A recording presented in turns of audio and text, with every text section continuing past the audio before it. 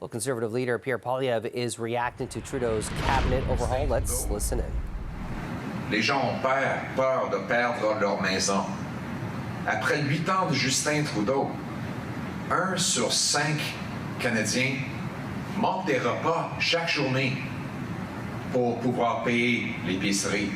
Et 1,5 million vont aux banques alimentaires pour se nourrir. Il y a certains qui vont à ces banques alimentaires afin de chercher l'aide médicale à mourir. Non pas parce qu'ils sont malades, mais parce qu'ils ont faim. Le prix de nourriture augmente plus rapidement is rising que faster dans 40 ans. Il y a than in des 40 aînés years. qui doivent choisir entre la chaleur pour leur maison Some have et to la choose nourriture between heating their homes pour or leur eating. famille. Buying C'est ça food la for their families. conséquence These are the d'une taxe carbone consequences qui augmente le coût de l'essence, of de the diesel, carbon dont on met tax une that taxe increases the price sur les of fermiers qui diesel, produisent la nourriture, and les it camionneurs increases the qui price of transportent la food, nourriture. and the truckers who transport the food. It's a tax on all these, and especially those who buy food. That's why Canadians are hungry. After 8 years of Justin Trudeau, work no longer pays. Il l'impose. Il enlève votre chèque de paie. He takes away your paycheck with his rising taxes.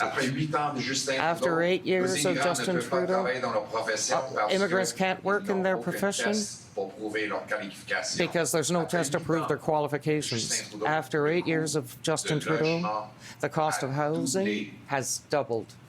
Le paiement hypothécaire nécessaire A mortgage payment Le loyer has doubled. a Rent doublé. has doubled. Et le premier versement And the first payment, nécessaire pour acheter or the down payment, I une maison guess, moyen a doublé. on average has Maintenant, c'est doubled. facile d'acheter une maison. In 8 Les jeunes years, de 24 ans 8 years, pouvaient le you could faire. buy a house. 24-year-olds could do it. Le coût a But now, explosé. En the fait, cost has c'est exploded. entre 50 et 100% In fact, plus it's élevé between que 50 and le prix de maison 100% ici au Canada. Aux higher États-Unis. cost for a Et le house Canada a than in the US. les And prix de Canada logement les plus élevés has dans the les G7 highest après 8 ans housing de Justin costs Trudeau. in the La G7. bureaucratie After 8 years of finance Justin qui Trudeau, empêche la construction. there's bureaucracy that prevents Après 8 ans de construction. Justin Trudeau, After 8 years of on voit Justin la Trudeau, criminalité, le chaos, les there's drogues chaos et le désordre drugs, dans nos rues. Je suis à and Timmins. disorder Ce in matin, our streets. This j'étais morning, j'étais à un aréna de hockey. I was at a hockey arena, D'une petite entreprise. and the Ce business matin, owner, il a this morning, remarqué que son entreprise a he été volée remarked par un criminel. that his C'est normal business ici à is Timmins criminal, maintenant. Des gens qui se font criminally attaquer. classified.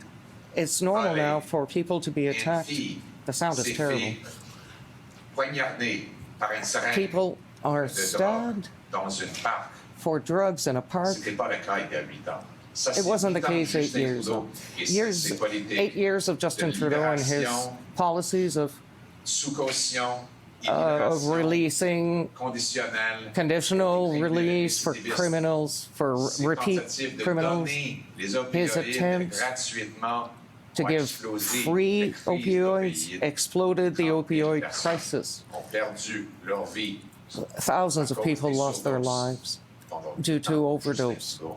in 8 years of Justin Ce qui est Trudeau. bizarre, What's bizarre? No sound. We've been listening to Conservative leader Pierre Poilievre respond to the cabinet shuffle. We're going to go back to Conservative leader Pierre Poilievre, who's reacting to the Prime Minister's cabinet shuffle. Let's listen in. most of his cabinet. Justin Trudeau has admitted that after 8 years of inflationary spending that has exploded the cost of living, 8 years of carbon taxes that drive up your gas, heat, and groceries, 8 years of catch and release policies that make our streets dangerous, and 8 years of doubling the cost of housing, his government is a failure. It's funny though. The one minister who is responsible for these failures didn't get moved, and that minister is Justin Trudeau. After 8 years of Justin Trudeau, everything costs more. He's doubled our national debt, printed money, and caused the worst inflation in a generation. That has meant a major real pay cut for Canadians. Seniors are choosing between eating and heating. 1.5 million Canadians are going to a food bank, and 1 in 5 are skipping meals outright because they can't afford the price of food. After 8 years of Trudeau, his carbon tax is rising. At 14 cents a litre, it already makes gas, heat, and groceries more expensive and kills jobs. Now, he wants to quadruple it to 61 cents a litre, which will mean many people will have to turn off the heat in the wintertime in towns like Timmins, where it gets cold and they have no choice but to heat their homes. Some people will go hungry because when you tax the fuel of the farmer who makes the food and the trucker who ships the food, you tax the food itself. These costs are falling on the backs of the working poor and our seniors who can't afford to pay. And after 8 years, hard work no longer pays. You make it, and Trudeau takes it, with higher taxes that punish hard work. After 8 years of Trudeau, housing costs have doubled. The rent has doubled. Needed down payments have doubled. Monthly mortgage payments have doubled. After Trudeau promised rates would stay low, he said, don't worry, borrow up a storm. It's free. And then his massive deficits caused an inflationary spiral that forced the Bank of Canada to raise interest rates to 20 times higher than they were just 18 months ago. The fastest and most violent increase in interest rates in the history of the Bank of Canada have happened since Trudeau promised low rates. Today, I met a Timmins woman who was in tears because she believed Justin Trudeau when he said that she could take out a small business loan for her family company. She believed the rates would be low, that the Prime Minister would not lie to her about that. And then suddenly an uppercut. Rates shot up, and she lost everything. Canadians across the country, after 8 years of Trudeau, are hanging on by their fingernails, just trying to survive and make those deadly payments on their outrageously high debt levels. That's 8 years of Trudeau that has led many to despair in 10 cities. This is a new problem in Canada. We didn't have 10 cities 8 years ago, at least not in very many places. Now every town, every major city has a place where people now live in tents, where crime, chaos, drugs, and disorder is worse than ever. And that disorder is made worse by Trudeau's catch and release policies that allow repeat violent offenders, some of them guilty of hundreds of crimes, to go back on the streets within hours of being arrested. This week, this morning, I met with a small business owner who had his sports shop burglarized for the 4th time in 2 years. And a little girl here in Timmins stepped on and was stabbed by a dirty narcotics needle in a school playground. It wasn't like this in Timmins. In fact, it wasn't like this in Eric's hometown of Kenora, where he used to leave the door unlocked 8 years ago. But now, many are scared just to walk in their streets. You know, it's funny. Justin Trudeau has fired a lot of ministers today, admitted his government is broken. But the ones he didn't fire the Minister of Inflation, Chrystia Freeland, who weeks after saying government deficits drive inflation, decided to introduce $60 billion more in government deficits. He didn't fire the Minister of the Carbon Tax, Stefan Guilbeault, who wants to hit people with another 61 cents a litre. And he did not fire the one minister who is most responsible, the one minister who has presided over the record increase in costs, the doubling of housing prices, the growing crime and chaos in our street, the doubling of housing costs that nobody can afford a place to live. That minister is the Prime Minister, and he needs to be fired and replaced with a new, common-sense, conservative Prime Minister. And that Prime Minister will be me. And I will be honored to serve the people of Canada, and we will build this country up. We will have a government that works for the people who work. We'll bring home lower prices by axing the carbon tax to lower gas, heat, and grocery bills. We'll cap spending and cut waste to balance the budget in order to bring down inflation and interest rates. We'll bring home powerful paychecks with lower income taxes that reward hard work, and by removing government gatekeepers so that our brilliant immigrants can take a test and prove they're qualified to get to work as doctors, nurses, and other high-paid professionals. We'll remove the gatekeepers to bring home mining and resource jobs back to this country so that our people and not foreign dictators get the benefits. We'll bring homes people can afford by incentivizing municipalities to free up land, speed up and lower the cost of building permits. We'll require cities boost building permits by 15% per year.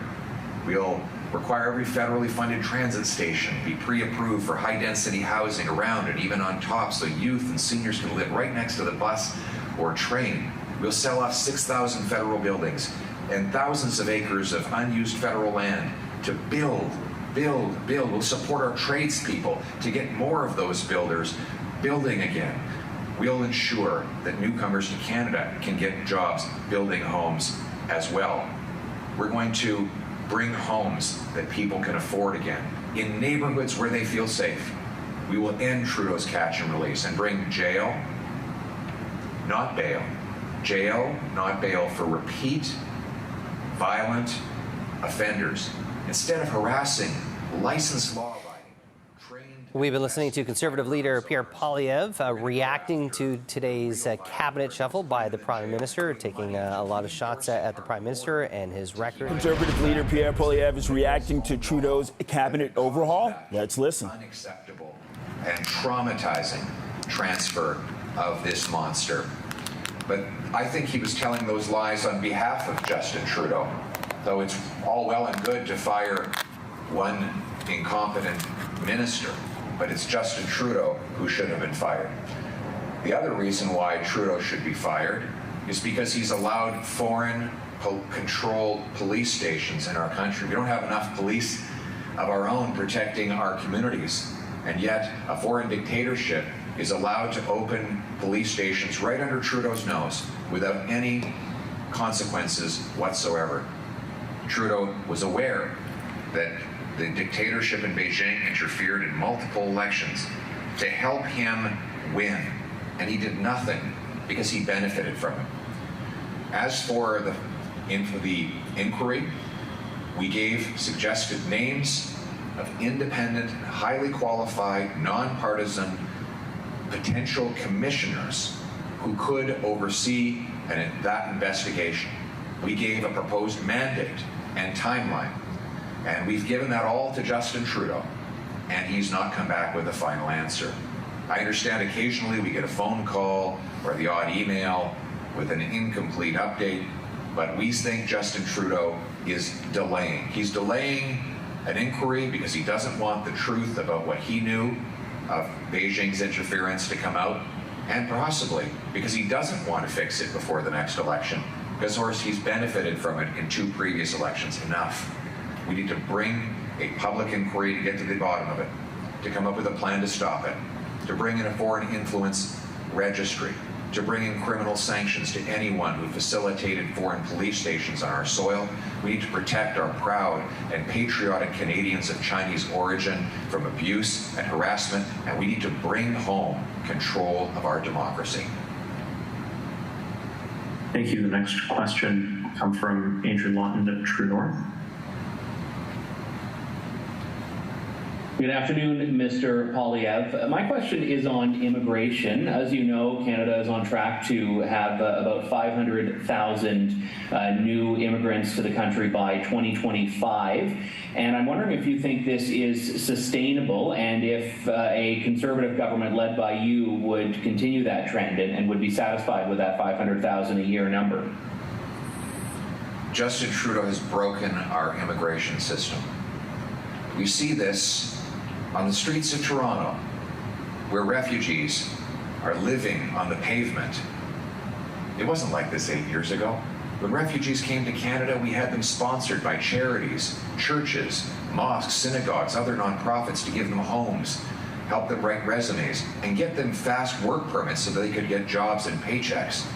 We see it in the new movement online of immigrants who are saying they're going back because they can't afford to live here in Canada. After 8 years of Trudeau, many immigrants feel like they're better off where they came from because the costs and the crime that Trudeau's policies have unleashed make this country unlivable for newcomers and for those who've been here a long time. I want to get back to common sense immigration. The numbers should be driven by the number of employers who have job vacancies that they cannot fill with Canadians, by the number of charities that want to sponsor refugees, and by the families that can reunite and support their loved ones here, not by egotistical targets that are designed to give Justin Trudeau a vanity project. We need to get back to competent immigration. By the way, we need to expand housing construction. It's all well and good to think that you can increase the population by 1 million people in a year, but where are we going to house everybody? We now have, last year, we built fewer homes than we built in 1972. Think about that. In 1972, our population was 22 million, and we built 250,000 homes. Last year, our population was 40 million, and we built 219,000 homes. So we have nearly double the population, and we're building fewer homes. Is it any wonder why we have a homelessness crisis, why 9 in 10 young people believe they'll never be able to afford a home, why we have 70-year-old nurses who are living in vans after 8 years of Justin Trudeau's total incompetence on everything from immigration to housing to health care. Our country is falling to pieces. I will put it back together with common sense immigration, common sense health care, common sense housing policies that get things built. Thank you. Thank you. The next question will come from Ian Bailey of the Globe and Mail. Mr. Poilievre, a question on a different subject. Can you confirm that your leadership campaign paid $37,000 in legal bills for whistleblower Debbie Jourdain, and explain why this was an appropriate use of funds donated by your supporters to help win the Conservative leadership last year? I don't have those numbers in front of me, but Debbie Jourdain is a courageous whistleblower. She is a widow of a former Canadian Forces member who was speaking up against wrongdoing at great personal peril to herself. And it is entirely appropriate to defend whistleblowers. And when I am Prime Minister, we will defend all whistleblowers so that they have the courage and the freedom, they can have the courage, but also the protection to speak out against wrongdoing without fear that they will be destroyed by legal intimidation coming from those with deep pockets. And speaking on housing, immigration, and quote, Justin Trudeau should have been fired. Conservative leader Pierre Poilievre reacting to Trudeau's cabinet overhaul while taking questions from reporters.